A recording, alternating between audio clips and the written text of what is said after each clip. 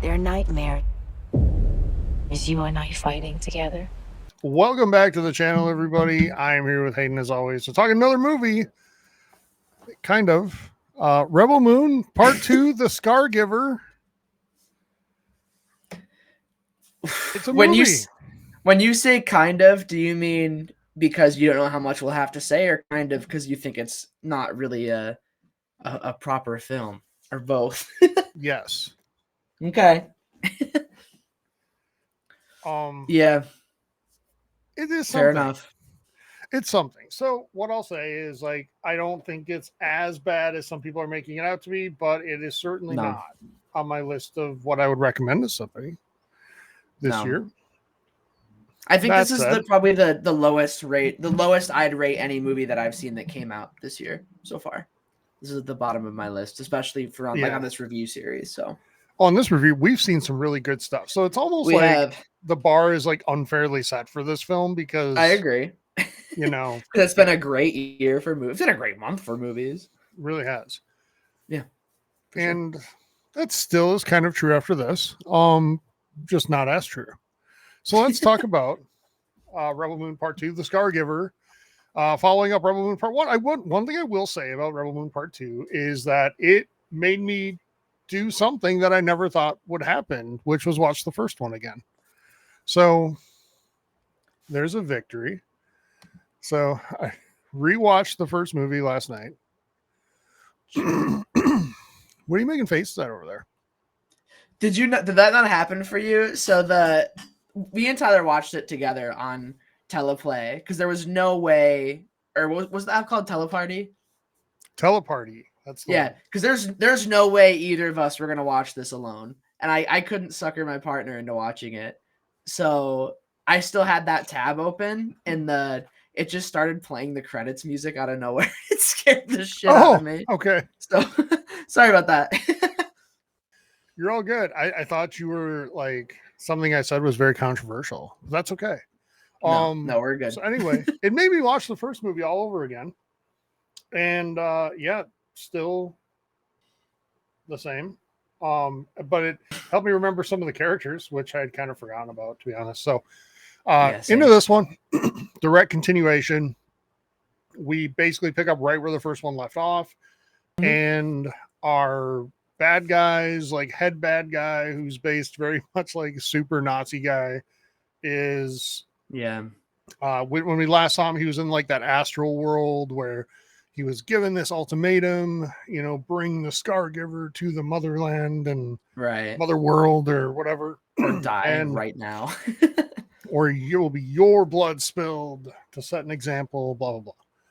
Mhm. So his life is saved. He was originally defeated. They saved his life. Very Anakin Skywalker into Darth Vader ish. Yeah. There's a lot of Star Wars parallels here Mhm. in this movie. Which is to be Hayden, expected, right? I mean, because this was pitched initially as a Star Wars film, and you keep a lot of those beats. but there were like many moments, Hayden, where we were like, that is basically redoing X scene from X Star Wars movie Oh yeah, in this movie. What were some there of were your favorites? there were several specific shots we called out. I think, like, I don't know. I don't want to get into spoilers immediately, Okay, so that's fair. let's give a spoiler free verdict in case All for right, some reason someone's watching this video that hasn't seen it and wants to, and then they can come back. we're doing a good job selling it so far, so there's that. But Right? yeah, I mean, spoiler free, I guess we'll say that this is definitely a continuation. It is not set up to be the finale. I originally, like, if you rewind a couple of months, I would have thought we were getting a part 1 and 2, and that was kind of the story. So same here. That Yeah. is, yeah, that is not the case. No. So, Very sequel baity, this one, where yep, it seems like Zack Snyder is trying to make this be a franchise that continues, and from a professional life perspective, I totally understand that, right? It makes sense to sure. kind of create a universe and have the reins. You're essentially guaranteeing yourself a job and hopefully, building out a world, fleshing out a world, telling an interesting story. Whether or not Rebel Moon does that, is up for debate, I lean more towards no. I think this movie especially is really derivative of like a lot of the second and third acts we've seen of sci-fi movies. I don't think there's anything I don't think there's any like original idea in this movie. Which Not, is excuse me, not especially, no. no, which is unfortunate to say, right? And that being said, like there are definitely moments in this movie I enjoyed. There's a lot of good action. There's a lot of good cinematography going on. And I think Mhm. it seems like a lot of the things from part two or from part one that annoyed me, I think have been dialed back here where I think I enjoyed this more than I enjoyed part one, which seems to not be the critical consensus. I would agree with you there. Yeah. Yeah. Because I think this movie's just more fun, right? Because they're less. Mm. Because I feel like Rebel Moon spends first part spends so much time setting up this world and giving you lore and characters and backstory, and I feel like it's kind of necessary because like this movie is so much like so many other movies out there that I understood the world and I understood the conflict because of what it was pulling from. I think one thing that helped this movie a lot is that the stakes are very clearly defined here. You know, there's a timeline that is set and it's short. There's basically 5 days, right, that this village has to prepare for the return of the Imperium. And, you know, it's about grain, but it's not about grain and all these other things. But Right. basically, the Imperium is coming back to wipe them out in 5 days. So first, it's like this 2-step process. We are like harvesting all this grain to create some sort of shield, not a literal shield, but you know, a metaphorical shield. Yeah, a bargaining chip, right? Where they're like, well, they're not just going to wipe us off the face of the map because we have resources they need, so we can we know that area is safe if we. So whatever people we need to hide, we hide them with the wheat. So. And that leaves the remaining 2 days to train these farmers how to fight like one of the deadliest military forces in the known universe. So, which as it turns out, they kind of do. It wouldn't be much of a movie if they didn't. So, be very short. Yeah. And we know there's a Snyder cut coming, so there's probably at least, I'm sure, 30 or 40 minutes of this movie that will be on Netflix eventually.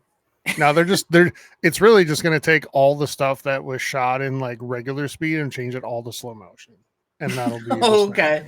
Yeah. That's what's going to add. I don't think that would add much runtime. There's already a lot of feels like more slow-mo than not sometimes. There's a lot of slow motion in this movie. Some of it absolutely absurd and unnecessary, and then other parts that are like, okay, that's actually pretty cool. Yeah. I will say, as far as positives go, I think one of the things that I will give Rebel Moon over a lot of other science fiction I've seen is the stakes are they're simple, but they're personal. Yep. And they're grounded, right? Where I feel like, especially in the non-original trilogy Star Wars movies, sometimes it feels like the task is this gargantuan thing, right? Where you're trying to attack an idea and there's all this planet hopping and whatever. This movie, even more so than the first one, is very much about like this world and the people on it, right? Because it's obviously, we know they're fighting against the Imperium or whatever, right? But we really only see a very small section of this massive armada. They're really only fighting against one ship, right? It would basically be like if a Star Wars movie was about people defending against one singular Star Destroyer and the people on it rather than the entire empire, which I think is like kind of a nice breath of fresh air. And it makes this story feel very cohesive and whole. And I do think this movie feels more cohesive than the first one did. Like, I think there's a clear story being told here. I don't think it's very complex or has much to say, but I think the plot is, you know, it's very direct, right? Rebel Moon doesn't really pull any surprises. It's kind of exactly what you expect it to be. Yeah. I would 100% agree with that. If we're going to, you know, and Star Wars parallels are really easy to make here. So I'll make one. This is much more on the scope of like a Mandalorian type story where it's much more like small scale personal than it is a large galactic scale story, even though they do dabble in that, expanding that narrative at times. And I think where they left us here, I think we're getting ready to really expand what the universe that we know looks like. And I don't know if I want that because I feel like the only thing that really separates Rebel Moon from its contemporaries, from its peers, is the kind of more focused scope. And I think if you pull that back, you're gonna get the Star Wars comparisons a lot more. And I don't think it can stand up to them. Yeah, it can't. I don't think it can stand up to the comparisons that are there now. This movie is, I don't know, like, I guess the way I would sum this up is this is the type of movie that when you're in like junior high or high school, you see and you're like, this is awesome. And then you watch it again when you're like 30 and you're like, what in the hell was I thinking? Yeah. Right. And that's just what it is. And that's okay. Like, there are movies like that in our world, and that's all right. Like, it's fine. Yeah. I don't know. I mean, I guess I would, spoiler free, I would leave it at that with like how to sum it up. If you like lots of explosions and dramatic, if you feel like slow motion equals dramatic filmmaking, then you're gonna very much enjoy this. Yeah. So, and I think it is a good, I made the joke we were watching it that I feel like this is going to be on like Best Buy display TVs for years. Totally. But like, it genuinely is like, if you have an impressive home theater or you have a giant TV that's got all the bells and whistles you want to test it on, I think this is a fun movie to watch for that experience, which makes me wonder, you know what else is a great place to have a big cinematic experience, Tyler? What's that? A fucking cinema. Like, yeah. Why are you making a movie that's like a super big blockbuster and not putting it out there, right? And I have such mixed feelings on movies going direct to streaming. And I think it puts this weird sort of expectation on, because I feel like you hear a new Zack Snyder movie's coming out and you're like, oh shit, like that's a big deal. That's one to watch, right? You hear Netflix is dropping a new movie and you're like, okay, maybe I'll check it out. Like, could be fun to watch with the partner, the kids, or whatever this weekend, right? And I feel like that's such a weird, person to put with that place. But I think it kind of works because I feel like Rebel Moon is very much like a watch and forget, like watch the entertainment couple hours, forget kind of thing. Like, I don't think it's ever, and you can tell that I think Zack Snyder wanted this to be a big franchise and a big brand. Oh, totally. Yeah. Because he's passionate about the project, but also like that would have made him a fuck ton of money. And like, I can't see like kids asking for Rebel Moon toys for Christmas, or someone living and breathing in this world with books and novels and comics and video games. And I'm sure they'll try, but like, because I mean, in many ways, the struggle of the protagonist, of which there are many, that we're focusing on, is almost too like adult in nature for kids to be like, yeah, I want to be like Cora, you know what I mean? Like the scene where we get a scene early in this movie where we see how Cora, who once was the bodyguard of this princess, was somehow involved in the assassination of that family. And it's like, oh, we knew this from the first film, right? So not a spoiler. We just see it unfold here in like a flashback sequence. And it's this weird thing that's like going for like half trying to be really artsy with like a live violin band playing in the background. And, like it literally is, they're there and they're like keeping up with the tone of what's happening in the it's right, like they're playing faster, more aggressive, and then really tense when things get tense. Yeah, like all of it. So we see all that's my favorite moment of the movie, I think, honestly. Like it's such a visually interesting scene, and it's like absurd enough for me to not think about it too hard and just enjoy it for what it is. And then, like, I think that's the best case scenario with Rebel Moon. Like, if you want to watch this movie and you want to have a decent time with it, like, you can't think about it too hard, which unfortunately we don't have the luxury of doing. We have to do. Yeah. Where are you, before we move into the spoiler portion, where are you with movies like in theater and or releasing on streaming, because I feel like you and I are, I don't want to say part of a dying breed, but a diminishing one, where you and I Mhm. like going to the theater to have that experience, to see on the big screen and the sound I and all do. Yeah. that. But I feel And like we're in a diminishing group there. yeah, and I think like because the financial strategy of this is that you put Rebel Moon on Netflix and it's bolsters your library, right? So people will hopefully subscribe if they're not already subscribed, or stay subscribed if they are. It's a very different model to finance a film versus putting it in theaters. And I feel like with the budget Mhm. this had, if this were to go in theaters, I think it would be a flop. I don't think it's making I agree. back the budget. So I don't know. Like I don't understand why you this should have been, I think, a simultaneous right to streaming, but also like a limited theatrical release, Mhm. like maybe even just for this weekend, just to give people the Sure. option and get some more money that way. Cause I think there are like Rebel Moon already is kind of disposable, I feel like, and not but if you're in a theater, it kind of commands your attention. Any movie does, right? And I, True. I think Yep. for me, this year, there are a lot of movies that I've enjoyed a lot more because I saw them in a theater and because I was Agree. giving them my entire focus than if I, watched them at home and, was Mhm. playing on my phone or whatever. Yeah, it's too bad Steven from our team isn't here right now, because I think he would say the opposite. I think if he had his way, every single movie would release on streaming. Like, he does not enjoy going to the movie theater, and it's not the like it's not the movie part, it's everything up until the movie begins Well, that yeah, because he lives in drives him nuts. California, so it takes forever to Yeah. get anywhere, and it's hard to find parking and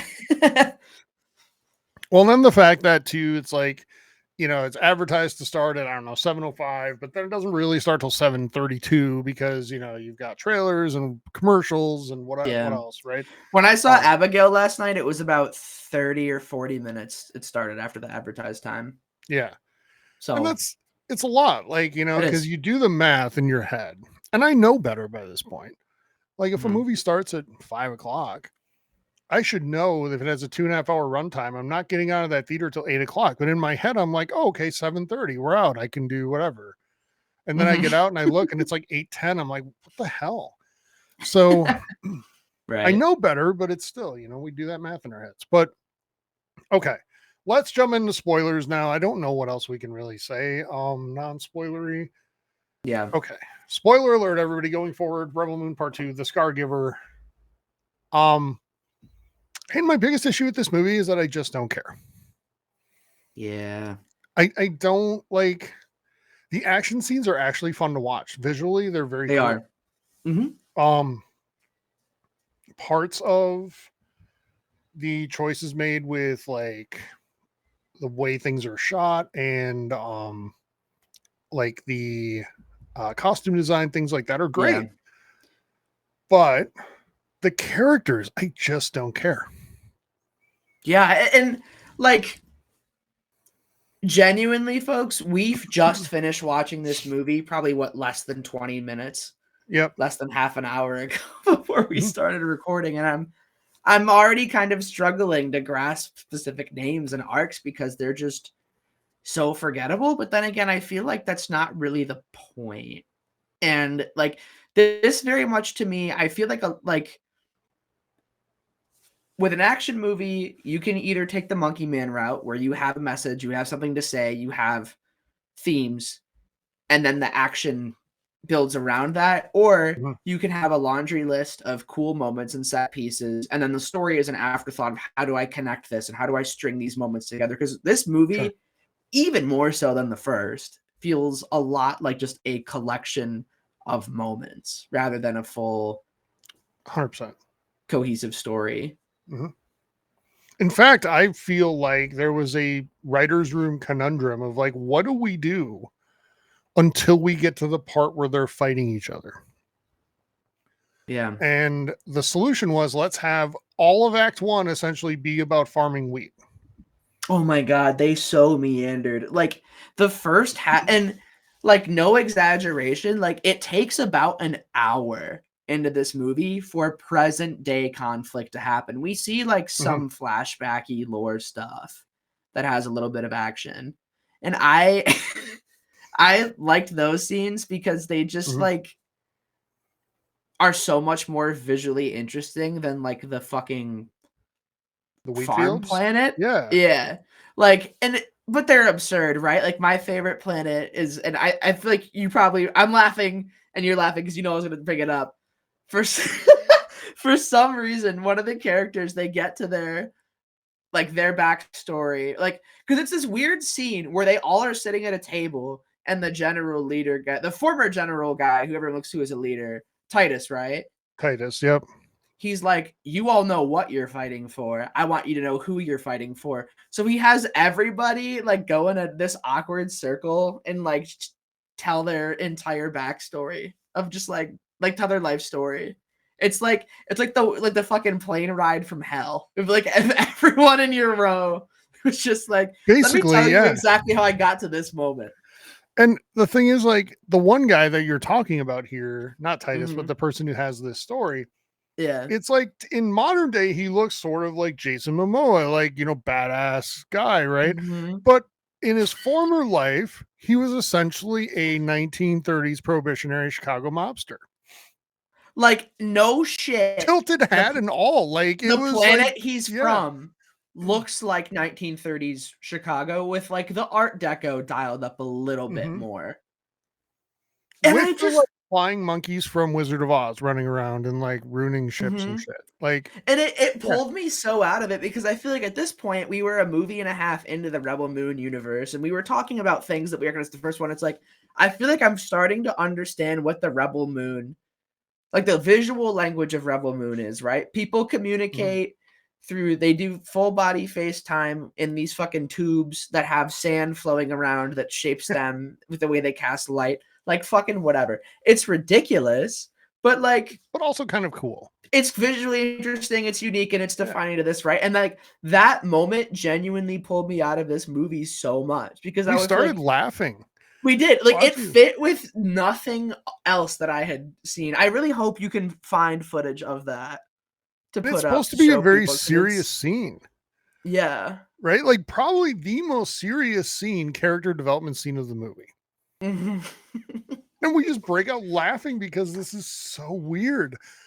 And my other issue with this movie, and this scene is a great tie into that because this is where we did it. Mhm. This movie is utterly predictable because during that scene, you and I predicted pretty much to a T which characters were not going to make it out of this movie. Yes. And we were right on what, 3 out of the 4 2 that out of we 3. said? 2 out of 3? Mhm. Mm-mm.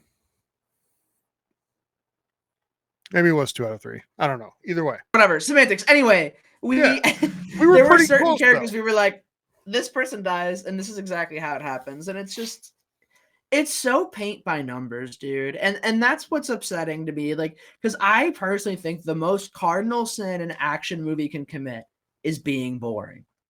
Yes.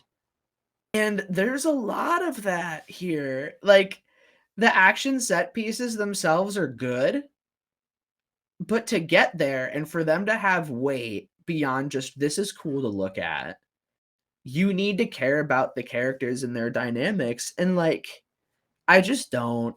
And it's sad. And I don't think it's down to any of the performances either, because this cast is actually pretty good. It's And really they good, all actually. Yeah. really give it their all. And I really, there's a trend in Hollywood a lot of times where people just get a bad rap in their careers because they happen to be in shit movies. And I really hope and pray that doesn't happen to any of these people because, like, Except the you, director, kind of. yeah. But all the cast, you can tell, like, It's if time. they It's had a time we better stop placing him on script. this pedestal, Hayden. Like, of, you know, like everything Zack Snyder touches is amazing. Like, No, I I think we've had agree, but I enough. don't. Yeah, we've had enough duds.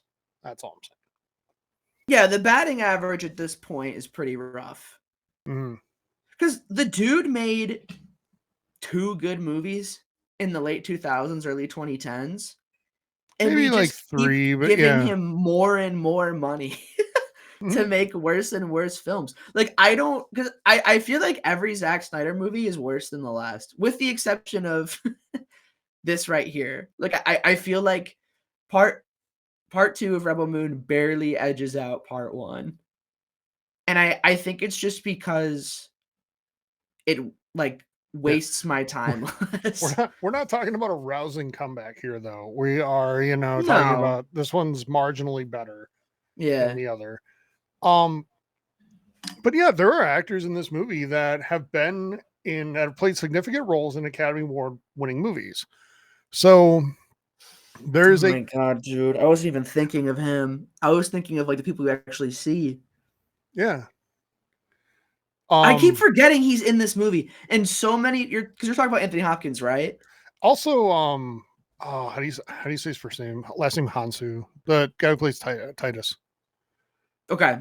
Jamon Hansu. I think Jamon is how you say his first name, but Yeah. I super apologize if I got that wrong. But he's had significant roles in movies that have won Oscars, and like that. Yeah, I mean, there's a good cast here, so it's more of a writing room, and just like this is such a fanboy movie from the standpoint of like this seems like the type of thing like when you're hanging out here we sit Hayden on 4/20/24 if you're hanging out with your college roommates and it's celebrating 4/20 in your own way and you're like, dude, what would be a great movie, and then you made that's kind of this.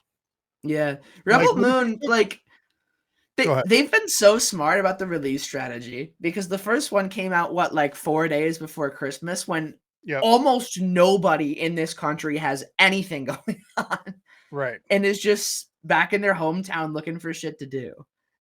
And then this one comes out a day before 4/20. I didn't even think of that. But it fits, because this is just very much like a whoa, dude, like, yo kind of movie. It's like let's list our favorite moments from Star Wars and then put them all in the same movie. And that's what's weird, is it feels fan servicey, but it's not earned, because like this, okay, because every major science fiction franchise, for the most part, became a franchise because they made one movie that was really good, that people liked, and it did well, so they made more. Like, Star Wars was just a movie in 77. Matrix was just a movie in the 90s, right? Like, Yep. and I feel like it's almost like Zack Snyder came in with a franchise mindset from the very beginning, which I understand commercially, but it doesn't work, because like this very much feels like the kind of like they're very clearly, with the music and the way things are shot, trying to have fan service moments where, like, the most obvious one is the scene where the robot that is barely played by Anthony Hopkins just absolutely rips shit up. Mm-hmm. And that's supposed to be like an MCU endgame, like clap cheer, everyone's like audience reaction, TikToks going viral moment. And it's just not, because this movie is like hasn't earned any of that. And like, okay, total aside, of course we said this was gonna be like our last, like probably our shortest one of these reviews, but we're just talking about like I know. everything we possibly could. So my last aside, I promise. Like, so many people are gonna watch this movie because they heard Anthony Hopkins is in it, and I feel awful for all of them, but not as bad as I feel for Anthony Hopkins, because there is very clearly like something going wrong in his life, because that man will not say no to a fucking job ever. I wonder. Like, do you need to borrow money, Tony? Like, can we help you? Like, I hope it's just that going he on? loves working and he just wants to like do stuff, I really hope it's that. But he's almost like if Nicolas Cage had a lot of Oscars at this point. Mhm.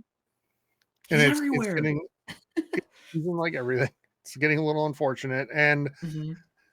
like, I don't know, like, yeah, he's had Yeah. impactful roles in some of the best movies of the last 40 years. And Yeah.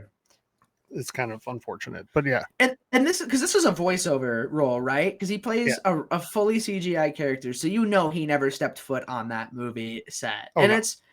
it's just so funny to me, because you can tell with the line reads that like Anthony Hopkins has no idea what any of it That's what I means. That's what I was wondering. I was wondering if there was like an Alec Guinness moment from episode 4, right? Because Alec Guinness famously like read some of the lines for Obi-Wan Kenobi and would say to Lucas, like, what the hell does any of this even mean? You know, this is all gibberish and I don't get it. I don't understand it. And I wonder if Anthony Hopkins sort of does that too with some of this. Who knows? I feel like he even asked those questions, man. So, But and at this point, we've talked about Anthony Hopkins being in this movie for longer than Anthony Hopkins is in this movie. right, I know. Like, I hope he got a good payday. I really do. You know, good for him. yeah. And the rest of us can say we saw an Anthony Hopkins movie. I guess I can do that. And, you know, but I don't know what else there is to say about this, honestly, because, like, it just is. Like, if you like Rebel Moon Part 1, you're going to like Rebel Moon Part 2. Mm-hmm. If you're looking into watching something new, like, this is probably the type of thing where you just need to shut your brain off 100% going in, and you'll walk away with some things that are like, okay, those things were kind of cool. But overall, this is not a good movie. No, Like, it's just, unfortunately, it's not. And it's not. I don't even say it's an average movie. Like, this is a below average to bad movie. It's just because it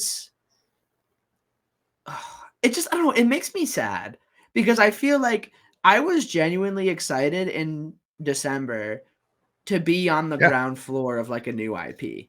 That's always exciting to me. And I'm like, especially with the scope and the scale and the fact that, like, I feel like they understood and respected the people this was for. Like, the fact that the first trailer for Balloon came out at a Jeff Keighley led, I think it was Key 3. I think it was Summer Game Fest. I don't think it was Game Awards. Like, no, it wasn't. It was Summer Game Fest because it was like 6 months in advance of the release, right? So, right. And like that's cool. Like, but I feel like, you know what the best way I can describe this movie is, genuinely? It feels like a video game movie adaptation. Yeah. But there's no source material. Like, that's what's weird. It's like, it's almost like this feels like, because, like, you know how, like, if you like a thing that's based on a video game, like the Mortal Kombat movies, obviously not great, but you'll have some fun if you know who, like, the characters are or whatever. You're like, oh, that's the guy from the thing. Like, this movie has that energy, but it hasn't, like, built any of that yet. And the only tie-in product they attempted to have to, like, make this be a franchise with other elements was a tabletop game that Netflix canceled in violation of their contract with a developer and got fucking sued for. Yeah, it's I don't even know what to say. Like, I'm with you. Like, I was excited about having a potential new big sci-fi franchise, right? And this was hyped as if it was going to be a big deal. And it's just okay. It's not even okay. Like, I would say that this is like, it's below average. Like, you hit spot on. Like, this isn't the worst movie I've ever seen, and it's not even really that close to that, but it's not good either. And it's unfortunate. Like, you hit it spot on with, like, you know, these other franchises had the one great film and then built on that and became franchises. Whereas Snyder kind of went in like, I'm going to make a franchise of like 6 movies without delivering one good one. They announced a AAA mobile game was in development at that E3 event right before they showed the first trailer. Like, I feel like this was like it, because it's an idea that was born in a boardroom, like for a conference room. For sure. And it's not even like it's not even just a bad movie, dude. It's like a bad way to launch a brand. Like, I feel like this is going to be like, this movie's going to be studied for all the wrong reasons. It's kind of a playbook of how not to try and drum up artificial, like, attachment. And I don't know. Like, I feel like the only kudos I can give this movie is, like, I'm shocked you didn't have an AI do the fucking posters, because it seems very much At least not that we know of. on brand. Yeah, right? Like, God. Well, one more thing for me on before we score this thing and get out of here. I guess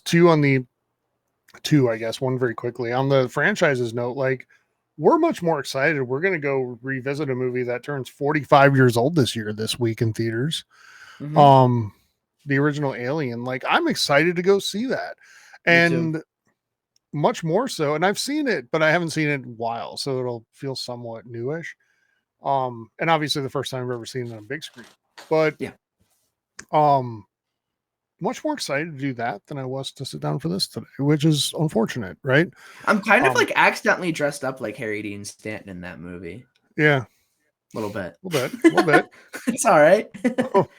And It's a comparison I would welcome. yeah, right. My bigger point here, though, is like from a character standpoint, what's really disappointing to me is that so many of these characters are just caricatures. Like they are walking stereotypes in so many ways. And it's Yes. just so like unfortunate. And it's to the point where it's like, it's not even lazy writing, it's just bad. And in a couple cases, it's kind of offensive. Like, right. That's what I was saying. Like culturally, yeah. like it's culturally stereotypical and all these Mhm. things. It's just, yeah, there's so many things that are just like really, and all you can do is like almost just laugh at it because it's I so know. like unintentionally funny And it's and just bad. especially like I think like the women in this movie, their arcs are so shallow and so stereotypical. Mhm. Like the only thing a woman can do in Zack Snyder's eyes is be a mother or like overcome trauma and become like a badass. Like those are the only way those are like the only paths to success, I guess, for a woman to have. And it's just Mhm. kind of like it's so unfortunate. It's so sad. And it also begs the question to me because the thing is like there's a lot of talk of representation. Some people cry over representation like in like the Disney era Star Wars movies, right? Mhm. And I feel like this movie is trying to be like very subtly wink wink nudge nudge like it's kind of MAGA Star Wars, right? It's trying to be Mhm. like a more masculine, more quote unquote traditional sci-fi that skirts all the politics or whatever, right? That's I'm not saying I agree with that. I'm just saying like that's their mission That's statement. what it is. Yeah. And if that's the case, dude, like why did you bother to cast a woman of color as your lead if you clearly don't understand or even care to understand like any of those kind of people's experiences at all or have anything to say about them? And that's the thing. It goes out of its way to just say, we're just going to give you action without saying anything about the world we're in or the world they're in. Mhm. And that's where it falls short for me. And it doesn't have to be like an activist movie or anything like that. I'm not saying that. No. But art is commentary on our world, always. And this is too, by the fact that they are like very intentionally saying, we're not going to say anything. So, Mhm. yeah, I mean, it's just, I don't know. It's disappointing. It feels, I think the most disappointing thing to me is like, this could have been great. This feels like such a swing and a miss by me in so many ways. Like, I Yeah. don't know. Anyway, let's score this thing. Do you want I'm to score tempted. what we originally said? Because I feel like you've kind of talked me down a little. I'll let you decide. I'll let you give the number here. So I'm going to say this. I said this to you in chat yesterday. I feel like Zack Snyder went to our website, strangeawesomegames.com, by the way, read our mission statement, and was like, motherfuckers, I am going to put you to the test with this. Mhm. Because we're here to celebrate movies, celebrate video games, all those things, right? Because we believe people who go to sites like ours and watch videos like this and do Mhm. things like that do so because they really like movies, games, TV shows, whatever. Right. So we try to find a way to say, like, here's why you'll like this. Mhm. It's really hard to do that with this movie. It's really hard. Yeah. Obviously, There's another reviewer out there who I think it's Jeremy Johns, who like what he has part of his scale is like, what do you need this to happen if like to be a good time? And one of them is like, it's a good time, no alcohol required, versus it's a good time if you're drunk. This is a fun drunk watch. This is a fun weekend drunk watch. Don't The watch this more alone. Don't substances watch that this are in you, sober. the more substances you can get your hands on, the better chance there is they're gonna like this. Hell yeah. I'm gonna stick with the 4. Okay. 4 feels right because I think to me like a 4 out of 10 is a bad movie. But I think to get really low on that, you have to, like I said, like be almost like egregiously offensive or doing something seriously wrong or out of character or out of the, out of expectation of how to function as a human being in society.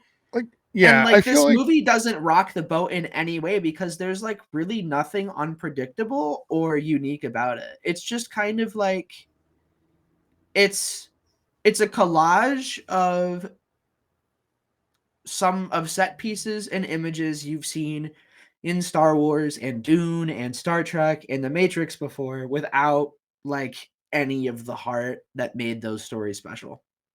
without the part that made any of them good, we'll say. Yeah. So Jesus. I mean, it's kind of that. I don't want to shit on it too hard. Like, I feel like we've done a decent enough job of that, but yeah, it's just, I don't know. For me, like for a movie to be 2 or below, it has to be like almost actively trying to be bad, like actively going out of its way to be like offensive either to sensibilities or to like what filmmaking is, storytelling is, etc. Or just like not even trying to make something good. This movie's trying to make something good, just not I don't know. successfully.